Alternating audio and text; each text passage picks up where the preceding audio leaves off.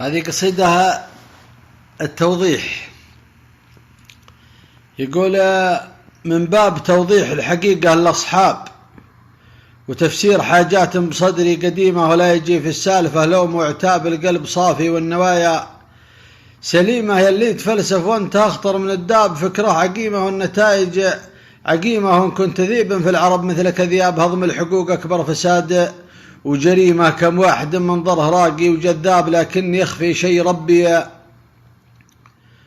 عليمه. ماني مجامل كل جاهل ونصاب، الطق في نعش الجنازة ظليمة. كم واحد في البيت ومشرع الباب، له عامة سوى ربعه وليمة. ومن عاش في ظهور المقفين يغتاب، هذا السلامة منها أكبر غنيمة. أخاوي المحسوب اضرب له حساب، وامشي معه بدروبه المستقيمة. وخاوي الكذاب واعرفه كذاب، لكن ما له داخل القلب قيمة. من لا تحكم في لسانه والأعصاب، هذاك رجال بعقل البهيمة. تقطع رقاب اللجل لا تقطع رقاب، ولا يهد الحيل مثل الهزيمة. واسلوبي المعسول الأقراب وجناب وتصرفاتي ثابتها والحكيمة. وإن كانها بمجامل وطلبها أحباب، مشيتها لأهل الوجيه الكريمة. وإن كانها بعناد ومصامخة شنابة، وقفلها له العواقب وخيمة. والسيف ما ينفع بلا حد، وانصاب الرجل ما ينفع بليا عزيمة.